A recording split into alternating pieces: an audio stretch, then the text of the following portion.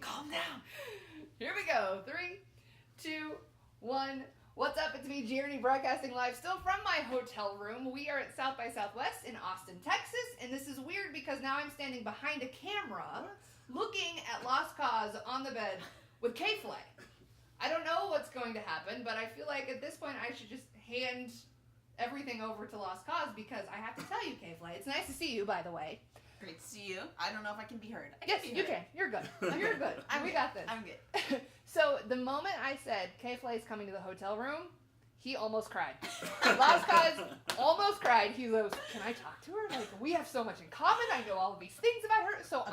I'm just handing it over to him. This is the right thing. I think it is. Right. I think it It's a is. good I thing think that's we're happening. good. I think the connection is going to be fantastic. Yes. And I'm just going to sit back and watch. So, Okay, but scream things if they're appropriate. all right. If you need me, let me know. Just yell. Just let me know. So I think this is probably going to be more just like a casual conversation between friends, man, because I've got so much history with you. My friend, he came to Kansas City, and the first thing I did was take him to see your show at the Tank Room that was sold out. I You remember remember that show? Yeah. It was a magical show. I bought him a Tank 7. That venue's no longer open, but Really? we still have that memory. And so I see you there. Then my friend Tanner, who's a huge fan, he's a bigger fan than I am. We saw you at the Arvis Bank Theater at the Midland, and he bought your CD and you signed it for him and stuff like that. I was sick. I was do remember really that. I do sick. remember that. That's actually, interestingly, that's the sickest I've ever been on tour. But you did. Like, a doctor came backstage, like, put all this stuff, like, up my nose, down my throat. Like, I thought I was, like, something was wrong with my vocal cords. I was really, really sick. No way. And it was actually, that show was kind of an interesting lesson for me in sort of, like, remembering to be outside of your own experience, especially when you're on tour. Because I was, like, so caught up in, like, oh, I can't, like, my voice sounds terrible. I'm gonna, like, everyone's gonna be disappointed.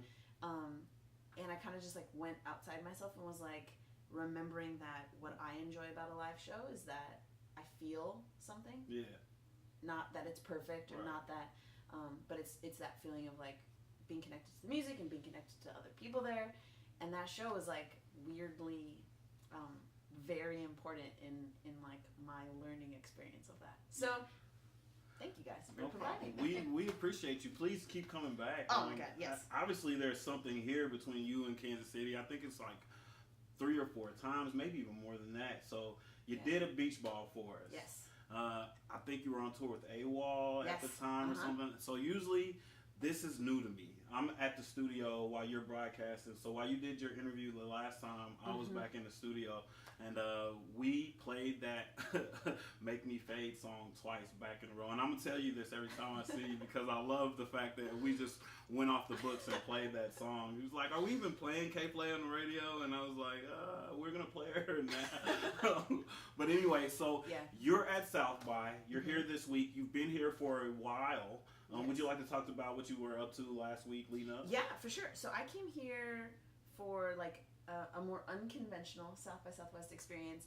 I did an ACLU event with Tom Morello, which was really fun. So I collaborated with him on a song on his record. Right. And then he actually played my new single, his band, and he did Bad Vibes, which was like pretty awesome. It's the first time we've played it in a band format. So the first person to ever play that riff was Tom Morello. Which is sort of like, okay. And it's actually even like triple crazy because the producer that I worked with on the song, who's a good friend of mine, who's also named Tom, confusingly, we all grew up in the Chicago suburbs. Okay. So Tom Morello, other Tom, and me. And didn't know each other obviously at the time, but so we're all like these Midwestern people, and like the Midwest I just feel is I feel like I'm very, very grateful for the way that I was raised, the environment that I grew up in, and kind of like the humility that was built into the system. And so for Tom, who I did the song with, I mean, he grew up like idolizing, like learning guitar, like learning rage riffs as a young kid. So for all of us, it was a very like special and surreal kind of experience. So I was doing that earlier, and then I had a DJ set last night for an after party for a movie. How was that? What was the movie? So the movie's called Teen Spirit, And actually, well, here we go. Here's another good story. So the movie stars Elle Fanning. My early days, I was doing like indie rap mixtapes, like all just on my own in my parents' basement. And I did a mixtape called I Stopped Caring in '96, which is like kind of the start of my music career in a certain sense. One of the songs on it is called Elle Fanning because my friend, I'm not going to tell it's too long of a story, but one of my childhood friends and roommates in San Francisco had a temp job where they got all these headshots. And one of them was of a very, very young Elle Fanning, like looking like a little cherub in this black and white headshot. And we didn't know her. At the time, her sister was like a known actress. She was a little kid. And we thought it was so weird that we framed it and put it in our bathroom. So I had a picture of like a second grade Elle Fanning hanging in my bathroom for like 3 years, and I included a detail about that in a song. That's and then awesome. I called it Elle Fanning. And then last night at my DJ set, I met her and told her the story. And she luckily was not scared. We were like, there's like a 20% chance, like, because it's kind of weird to have a picture of a kid in your bathroom. I don't know, whatever. Like, do you get what I mean? I'm not a scary, weird person. Yeah, I'm like a nice person. Although you shouldn't, I guess, someone told me recently you shouldn't think someone who says they're nice is nice. But I am, I think I try to be a nice person. Well, now I don't know if you are. I don't think I'm creepy. I don't think I'm creepy. I just want to say that on the radio, to the camera. I don't think it's creepy. Anyway, so I guess all I'm trying to say is my South by Southwest has been a lot of full circle moments. And I feel like we're kind of also having a full circle moment. Absolutely. So, nice. Speaking of like full circle, so you did some movie stuff, you did the ACLU stuff. We talked about Tom Morello. You guys worked together really well. There's a lot of collaborations on the album. Yeah. You're collaborating with a lot of people. You've done some stuff with like everybody I could have wanted you to do stuff with. Yeah. But I saw some stuff on Twitter. You and one of our other favorites, Bishop Briggs, taking pictures and stuff. Is there music between you two? Well, I'll say this: we're friends, yeah. like actual friend people. So we spend a lot of time together, and there's gonna be stuff out in the world that we have. Well, I'm super we'll excited. We'll see. I think you guys both have this great energy, creative energy, and I'm excited to hear it. I love Bishop. I think she's one of the most. She's a very, very like passionate and authentic person, and I think especially there's like a little community of like kind of alt rock adjacent women in LA right now who all kind of like live near each other and hang out, which is really nice. And I think that there's this common. It's easy to get caught up in, I don't know, everything. It's easy to get caught up in like the meaningless, like the banal, like social media things of the world, or things that like don't really have resonance, and finding people in music who just really care about like making music and connecting with people. It's kind of cheesy to say. I'm like in a cheesy mood this year. It's okay, man. You know Sometimes what I mean? it takes that.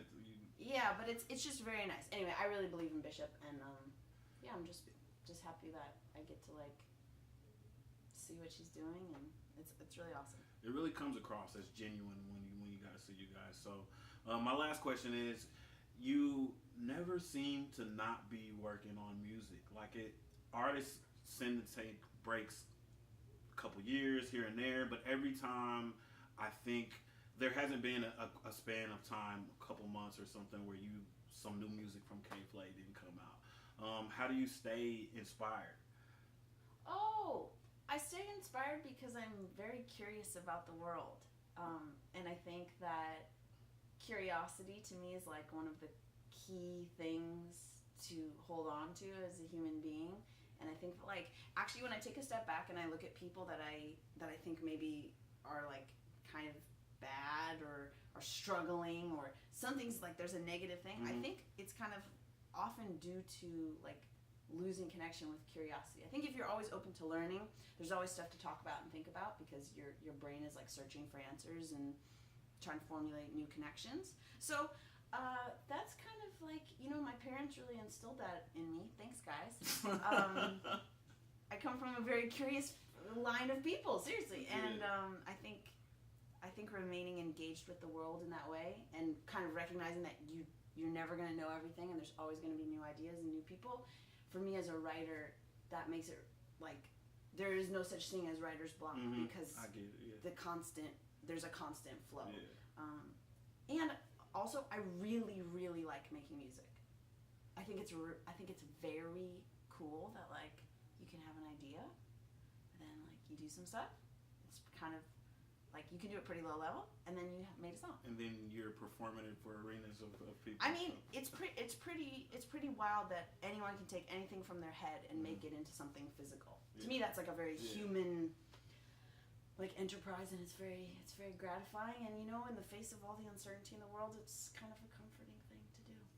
And I think with that, that's a perfect note for us to leave out.